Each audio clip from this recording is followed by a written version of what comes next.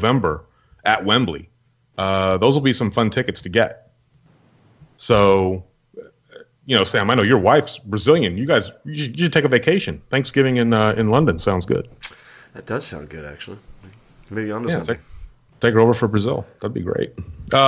Simon, I know that you were kind of chit-chatting earlier about a poll that came out, top 100 footballers and all that stuff, and you had an interesting couple of tidbits on this.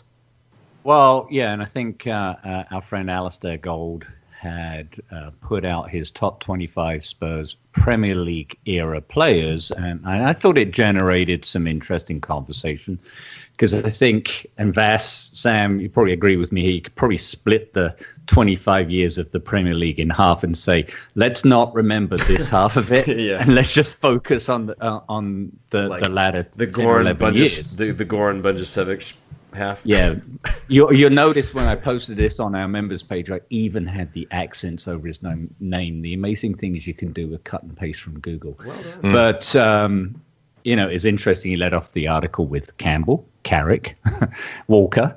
Obviously, three that can generate a lot of dialogue alone from the way they left the club. But I just thought it was interesting, the players that were selected. He had Edgar Davids at number 25. Would he make your top 25? I don't know. But did Sam, did you scroll through the list and take a look at that? No, I didn't. I just saw the ones that were kind of highlighted. I didn't go through the whole. Well, I did. I quickly looked at it. Didn't look at anything that was extraordinary. I actually have kind of more obscure players than that list that kind of immediately came to mind. But I'm interested to get Vass's and y'all's thoughts. Well, Vass, I don't know if you've seen it. No, I haven't seen the list, to be fair. But somebody like Davids, I think the impact that Davids and even Naibet had that season shouldn't be underestimated. I think they took us up a level.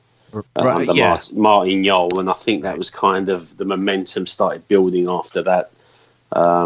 But yeah, so no, I've not seen the list. It'd be interesting to have a look at it and see what players are on there. I'm not going to go through the whole thing. I'll just pick out a couple. But Davids at 25, and he was a battler, and he was the veteran you needed to bring in. I think he only had that first season as an impact as injuries started to take a hold after. Yeah. And it's kind of ironic. The picture that's shown of him, I think this is the 04-05 season with that the only Kappa kit I think I ever liked, one with the blue trim on the shoulders. I did like that one. Yeah. But there's a photo of him and Gareth Southgate is defending for Borough, or trying to. Stephen Carr's in there. I'm looking at some of the older players down the years. Michael Carrick was 22. Robbie Keane, surprisingly at 19, next to Jan Vertonghen at 18. Defoe's in there, Lloris. Anderton at 15. A lot of people forget that he was still there for a few years when the Premier League started. Gary Mabbott. Yeah, I think he has more Premier League caps than any Spurs player. Who's that? I think Anderson, doesn't it? I think he may do. Yeah, I think he does. Played a little longer. That appearances, not caps. You don't get caps in. Sorry, and obviously, the dearth of striking talent that we've had in recent years, all in there.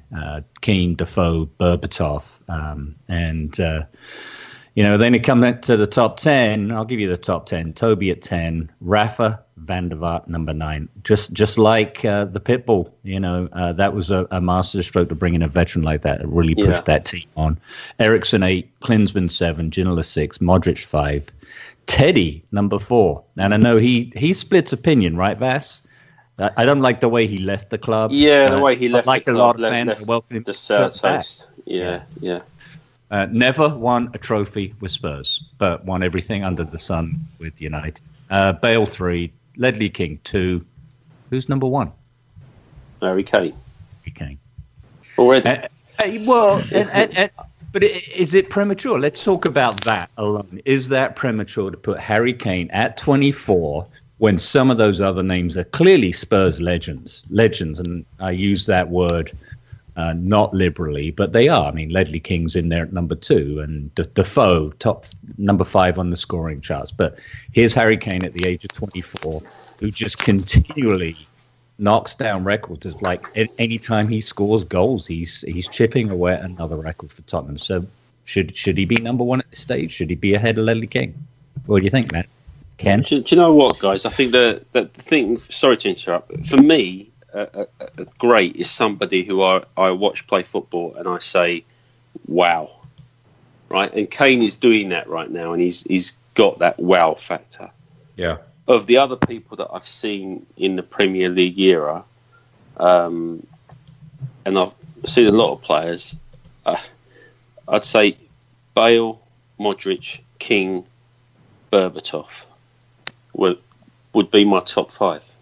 They are the ones with Kane that they just made me like mouth drop open and think, what a fantastic player. God, what a 5-a-side team. Yeah, they wouldn't need a goalkeeper, would they? No, they wouldn't. No. You know, what's an interesting question is how different would this list look had when Soldado showed up, he scored a goal every other game. Yeah, Harry Kane played because Soldado was so poor. Well, then we should be eternally grateful to Soldado then for being so poor. Yes, we should. I'd have to say the greatest player that I don't know, greatest or most enjoyable, but Premier League. In the Premier League that I've ever seen in person wear a Spurs shirt, for me was Berbatov. Same here. He was unbelievable. But Kane is, but Kane in terms of, I mean, it's unbelievable how many he's got over 100 goals now, right? That's insane. It's insane. Yeah, I think he's on pace that in 6 years he'll break Greaves' record. Hope he does. But I'll preface this by saying I think it's Bale, and the reason being is that he took a poor side, put it on his back, and carried them into the round of 16 and into the Champions League, where Kane has some talent wrapped around him. And yes, he does have to do a lot and has done a lot and scores some blistering and amazing goals. But I think what Bale did with the team that he was surrounded by is monumental in terms of that list. And I just think that because of what he did with what he had to work with, he would get my nod. Tim, what do you think? You got an opinion? Nah. Is this where you start with your and you wonder why I didn't ask you when I posted that? Clint, he's unfolding his Clint Dempsey manifesto. Tim's still pissed off, but I'd root for him. I am a little pissed off. But... And so you should be, Tim. All right, where are we going now? Let's do this because Bournemouth is coming up. Tim, I know you've got your Master of the Macabre injury updates. Sam, are you singing today? No, I know you apologize. Every intention of recording this thing finally last night, and I fell asleep at like 9 o'clock. Sorry, I'll have it ready for next week. I hope. It's all okay. It's all good. So, yada. Master of the Macabre injury updates. We got any pulled groins, pulled hammies, blown out legs? What do we got? We got some things going on in the works. Junior Stanislaus is back and fully fit after missing the first 5 games of the season. Tyrone Mings is definitely out. He's out with a back injury until December. Joshua King picked up a hamstring injury on international duty for Norway in their 8-0 victory over San Marino. He's missing their second match against Northern Ireland, but the Norwegian medical staff think it's just a minor injury with 4 to 5 day recovery, so he should be available for our match. He's Bournemouth's top scorer, but the question is whether there will be any lingering issues holding him back with this hamstring injury. Ryan Fraser was recently withdrawn from the Scotland squad due to a hamstring injury, so we do have hamstring injuries here. He didn't feature in their 1-0 victory over Slovakia on Thursday, but their last match for Bournemouth against Leicester, he was an 88th minute sub, so I don't know if that's something he picked up on the international duty or not, but it's looking like this is a precautionary withdrawal. And then the last one, Colin Wilson. He returned to training at the end of September after being out with a long-term ACL injury. He had not played since January. That was actually his second major ACL injury, but he featured this past Wednesday for the under-21s for Bournemouth. He played 65 minutes. It'll be interesting to see if Eddie Howe tries to rush him back. I don't think he's keen to, and he's made statements that he's not keen to, so maybe he makes the bench for this weekend, but that might be a little too soon. Okay. That is it. What about Spurs? That's Yeah, it. What about got a Spurs? Norwegian player with a pulled hamstring. Rub some snow on it. Get back in there. What about Spurs? Yep. Any injuries for us? I mean, same things. Dembele's got something that's probably going to keep him out. But why was he picked for Belgium? That's what I'm saying. Crazy. He'll play a cup match for us, and then something will flare up, and he'll be out. So who knows with him? Wanyama's still out. Same shit with Lamella, Rose. Everyone's still out. We'll assess it next week. Who knows what that means?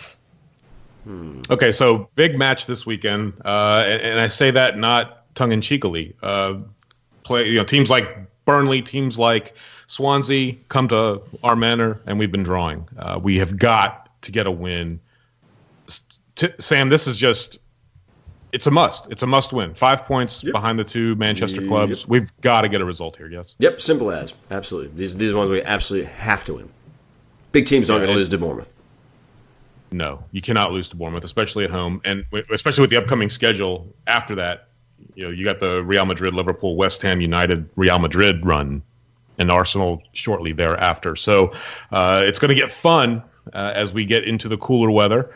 And let's get into some Community Beer Company Mosaic. Wait, hold on. We got the return of someone in this match.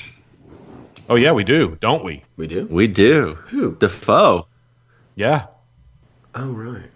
Oh, right. Yeah, went from Sunderland to Bournemouth on a free. Okay. And especially if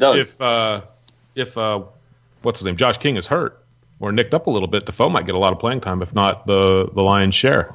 No pun intended. Yeah, I mean, they've both been starting together. Yeah, that's going to be interesting. Huh. They've Do you just know only... that's the obligatory conceded goal from an ex-Spurs player, though? Typically, yeah. Either that or he'll be offside 16 times in the match. Although, I mean, they only have 4 goals from 7 games. Yeah. Bournemouth's struggling. Yeah. And conceding a at lot, Wembley, too. we've scored 2 goals in the league. 2. 12 on the road, 2 at home. 2 at we home. We have to smash them. Yeah. And not a 1-0 90 minute. Man, my English is absolutely shredded. You're a bit this morning. flustered today. You're a bit flustered. I'm a bit flustered. I don't know. Maybe too much caffeine this morning. I'm not sure. So let's get into it. Mosaic IPA predictions from the Community Beer Company. Bournemouth, Vass. Let's start with you, buddy. Okay.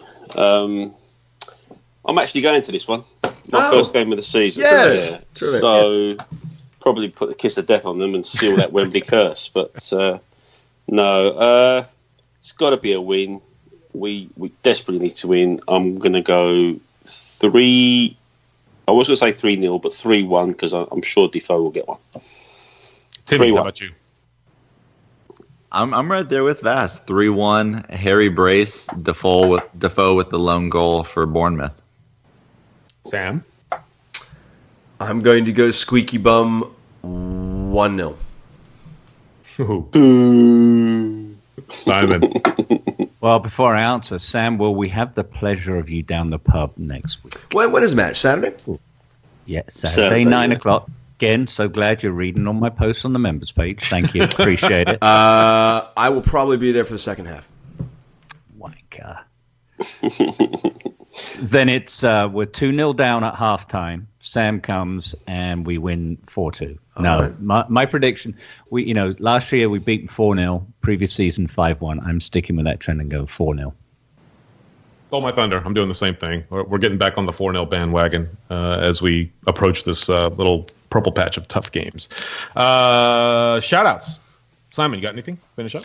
Well, just a shameless plug for the Dallas Spurs scarves that came in this week. So they will be making their debut. And if you were a paid member for 3 seasons, you get to pick one of those beauties for free. There are 3 different designs, 2 summer weight, 1 regular winter knit. They are gorgeous. And down the pub, we will also be having the newly arrived Hotspur America podcast scarves for sale as well. So that will be a lovely addition. Everybody will be scarfed up for the winter. Bring your dollar bills, everyone. It's going to be ugly. Timmy, how about you? Any shout-outs? I guess I'll be bringing my dollar bills this week and get some scarves. Yep, no strip club for you. Dollar bills, y'all. Make it rain. I'm sure you'll probably win them all in some stupid contest where your name will Probably. be on the hat again. Oh, and I'm going to debut the purple shirt. Oh, good. I do. Yeah, I'm hoping mine gets in because it should be here. It's wonderful. I haven't put it on, but it looks great. It's fantastic. Yeah, Lovely. And it's got chairs on the back.